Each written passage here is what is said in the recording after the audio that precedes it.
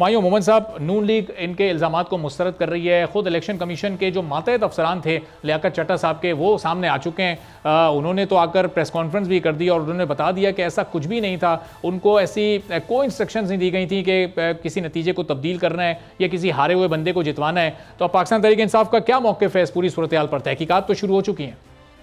बिस्मिल्लाहिर्रहमानिर्रहीम। देखिए, सिंपल सी बात यह है कि अगर आप कहते हैं कि पाकिस्तान मुस्लिम लीग नून जो है इसको रद्द करती है, तो कभी चोर ने भी एक्सेप्ट किया कि उसने चोरी की है? वो तो हमेशा कहेगा कि मैंने चोरी नहीं की। अच्छा, अब अगर हम इसको थोड़ा सा साइंटिफिकली देखें, ठीक है, तो सिंपल सी चीज़ है, पाकिस्तान तहरीक इंसाफ ने पहले दिन, मतलब जिस दिन ये सारा कुछ हुआ, तो हमने कहा कि फॉर्म 45 के तहत हमारे अगर रावलपिंडी डिवीजन में देखें तो एग्जैक्टली जिन चीज़ों, जिन 13 हलकों की वो बात कर रहे हैं, वो 13 हलके हमारे फॉर्म 45 के लिहाज से हमने जीते हुए हैं।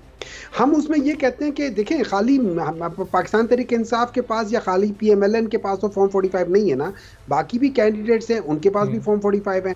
आप उनमें से देख लें। फॉर एग्जांपल मैं मिसाल देता हूं कि इस्लामाबाद के 2 हलके जिसमें पाकिस्तान तहरीक इंसाफ PMLN को जिताया गया, पाकिस्तान तहरीक इंसाफ के फॉर्म 45 के तहत NA 47 48 में पाकिस्तान तहरीक इंसाफ जीती है। हम तो तीनों जीते, लेकिन उन 2 का मैं बता देता हूं कि मुस्तफ़ा नवाज खोकर साहब जो कि वहां पे कैंडिडेट थे, उन्होंने कहा है कि उनकी फॉर्म 45 के तहत भी पाकिस्तान तहरीक इंसाफ ही जीती है।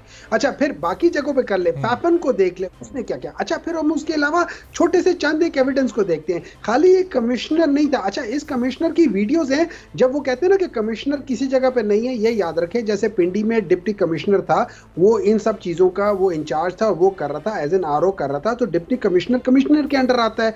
अब कमिश्नर ने उसकी पोस्टिंग करनी है, उसकी ACR लिखनी है, तो ये अगर इस चीज में डायरेक्टली नहीं है तो वो इन्फ्लुएंस तो हो सकता है। फिर इसी कमिश्नर की हमने और वीडियोस देखी हैं जहां पे वो मुख्तलिफ रावलपिंडी डिवीजन के मुख्तलिफ हलकों में जाके और उन चीज़ों को चेक कर रहे हैं, उन सारी जो कि बैलेट पेपर पहुंच गए नहीं पहुंचे, जो ऑर्गेनाइजेशनल चीज़ें उनको जाके चेक कर रहे हैं, तो वो किस सूरत में जाके चेक कर रहा है। ये वो सारी चीज़ें जी जो उनका प्रेस कॉन्फ्रेंस या उनके जो रिलीज हुई थी वो 7 फरवरी की बात कर रहे हैं। तो 7 फरवरी के बाद 8 फरवरी को ये सब कुछ हुआ।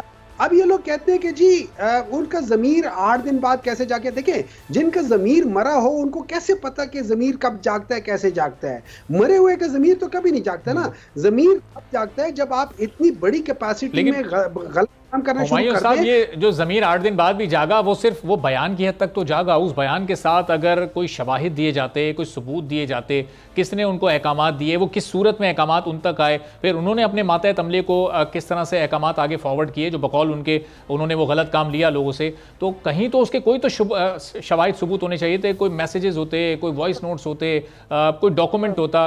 कोई बुनियाद ही नहीं है, कोई चीज़ ही मौजूद नहीं है।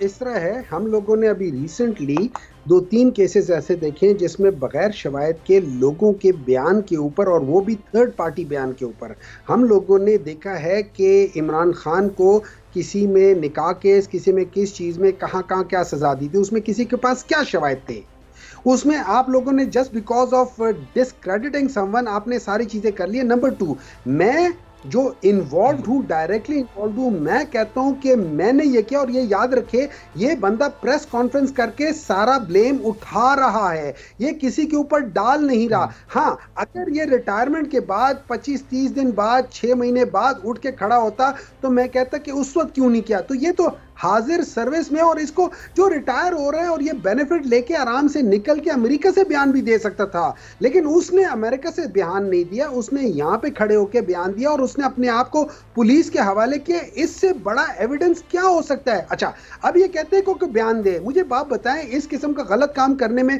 कोई आपको इन राइटिंग देगा? कभी कोई कहेगा कि यार मैं तुम्हें इन राइटिंग देता हूं, तुम ये गलत काम कर लो? आप क्या, मतलब मुझे समझ नहीं आ रही कि लोग किस तरफ जा रहे हैं। और रही बात यह कि हम लोगों ने जिन लोगों का नाम लिया इन लोगों ने, उसको छोड़ देना। आप ये देख लें कि बलूचिस्तान में जो अपने क्या नाम है, महमूद अचकजई साहब ने क्या कहा है। आप उनको देख लें कि ये जो पीर ऑफ पगाड़ा साहब ने क्या कहा है, अब उनको देख ले, ये क्या नाम, जमात इस्लामी के मौलाना फजल रहमान ने क्या कहा है, मेंगल साहब ने क्या कहा है। जब हम सारी चीजों को सामने रख के देखते हैं और फैफन ने जो कहा हुआ है 135 के उस लिहाज से, और जब हम लोग पाकिस्तान तहरीक इंसाफ कहती है कि हमारे इन हलकों में हम तो नाम लेकर बता रहे हैं ना कि हमारे 175 180 होने चाहिए, तो जब आप उन सारी चीजों को ऐड करके प्लस करके देखते हैं, और हमने 75 लोगों को विद फॉर्म 45 के साथ हमने वो प्रेस कॉन्फ्रेंस भी कर ली, तो हमारे पास एविडेंस है ना। अब क्या उसका तरीका क्या है, उसका तरीका ये है, अगर तो लेट्स से अगर तो आपके जो जैसे मीर, वो क्या नाम है, आमिर मीर साहब ने जैसे कर दिया, उससे ज्यादा बेतुक की बात क्या हो सकती है, आकर कहते कि उसका दिमाग खराब है। मतलब हाउ कैन अ पर्सन से लाइक दिस। और ये याद रखें, ये एक किस्म के केयर टेकर गवर्नमेंट है जिनको अनबायस्ड होना चाहिए। Number 2, how can a care taker government जिसका ये काम था वो खुद इसके बारे में वो तहकीकात कर सकती है, आपको थर्ड पार्टी लानी पड़ेगी, तो उसके लिए बेस्ट तरीका। ठीक है, चले मोहम्मद साहब, पॉइंट आपका आ गया। सब्सक्राइब करें और बेल दबाएं ताकि कोई खबर रह न जाए।